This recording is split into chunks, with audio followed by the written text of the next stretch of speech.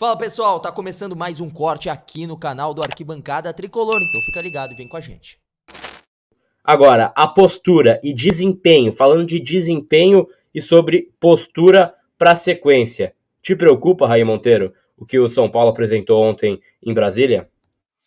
Assim, Gabi, eu acho que foi uma atuação bem ruim do São Paulo ontem, em linhas gerais. É óbvio que a gente precisa colocar algumas coisas também dentro da perspectiva dessa análise. Foi uma semana muito difícil, o time vem de uma eliminação, e isso tem um baque emocional muito grande, eu não tenho dúvida, e não desconsidero isso mesmo. Não acho que seria um jogo fácil. Se trata de um clássico contra um adversário que vive um momento de ascensão, ou vivia, né? A gente vai ver se isso vai seguir aí nas próximas semanas. São Paulo vinha de uma derrota, então tem um baque emocional, tem a questão física também, né? O jogo de quarta-feira foi muito desgastante nesse aspecto também. O Corinthians jogou um dia antes e jogou uma partida em que a eliminatória já estava resolvida, né? Eu estive no estádio nos dois jogos, terça-feira na Neoquímica Arena e quarta-feira no Morumbi, no jogo do São Paulo. O Corinthians jogou muito mais leve, solto, fez 3 gols no segundo tempo e carimbou uma classificação que estava garantida. Então isso também não pode ser tirado, né, do contexto dessa análise e todos esses aspectos aí que são prévios ao jogo.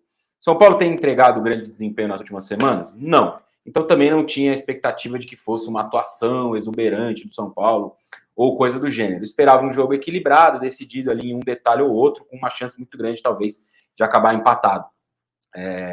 E era o que se encaminhava para acontecer, na minha visão, até os 43 minutos do primeiro tempo. Né? Era um jogo muito igual. O São Paulo tinha uma chance de gol, o Corinthians teve uma também no primeiro tempo. Então era isso que se encaminhava para acontecer, pelo menos até o fim do primeiro tempo, né? Quando você tem um lance que muda completamente o jogo, que é o combo da expulsão do Fagner e o pênalti marcado, e o gol do Lucas que abre o placar. Então, quando o primeiro tempo acaba, você olha para o retrato do jogo e fala, pô, o jogo estava equilibrado, agora o São Paulo tem uma condição de superioridade numérica dentro do jogo. Então, a tendência é que controle o jogo com maior facilidade, que vença o jogo com maior facilidade, que faça um segundo tempo mais tranquilo. E não foi o que aconteceu. A cobrança, né, pelo menos a minha ou a minha avaliação do jogo, não está relacionada a não ter goleado, não ter feito 5, 6, poderia ter feito também, né? Mas está mais relacionada ao time não ter tido nenhum tipo de controle do jogo ao longo do segundo tempo, onde teve um jogador a mais e depois 2 jogadores a mais. Existiram momentos dentro do jogo em que o São Paulo fletou com a possibilidade de sofrer um empate. No começo do segundo tempo teve a oportunidade do Rato, mas logo depois teve um gol perdido pelo Romero, debaixo da trave. Quando o Corinthians faz o 2-1, teve ali uma outra chegada, finalizações que o Rafael precisou intervir. Então eu acho que a falta de controle, de domínio do jogo, quando se tinha uma condição de um jogador a mais, e a leitura ruim, na minha visão, do treinador nas mudanças, de novo tardias em alguns aspectos, nos levam ou nos colocam diante de um jogo que acabou sendo muito pior, né, do ponto de vista do desempenho, do que ele se ofereceu ao longo do segundo tempo. As possibilidades eram para que o São Paulo fizesse um segundo tempo mais seguro, mais tranquilo, e com 10, 20 minutos no máximo já tivesse um placar de vitória encaminhada. E isso não aconteceu. São Paulo foi matar o jogo aos 52 do segundo tempo, com 2 jogadores a mais. Eu acho que esse é o ponto principal, né? Quando a gente fala aqui sobre o. Porque aí muita gente comenta, mas ganhou o jogo, tal. Beleza, ganhou o jogo. Só que nós estamos aqui para falar sobre o jogo. Se for só para falar que ganhou, então o Gabriel abre uma live aí, fala 1 minuto o resultado do jogo, quem fez o gol fecha e vai todo mundo para casa. E beleza. A gente está aqui para avaliar o desempenho. E para mim o desempenho foi bastante preocupante no dia de ontem.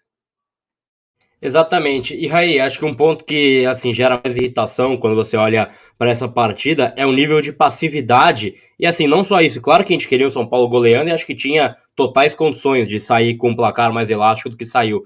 Cara, mas era 2-1, era um placar já perigoso, eles já tinham achado o gol, né? E aí, claro, pô, quando tava 2-0 também não era uma postura ideal, mas já no 2-1 era o São Paulo partindo pro ataque e tocando de lado. Você fala, pô, não vão agredir, não vão partir para cima, não vão buscar esse gol de fato. Era um São Paulo muito pouco agressivo contra um adversário fragilizado que era o time do Corinthians. 2 a menos, lançado ao ataque. A zaga não existia do Corinthians em termos de organização. E aí acho que a gente perde uma boa fazer um placar mais elástico, né? Acho que a gente perde uma boa chance, entre aspas, de golear. E acho que se fosse ao contrário, eu odeio esse papo, tá?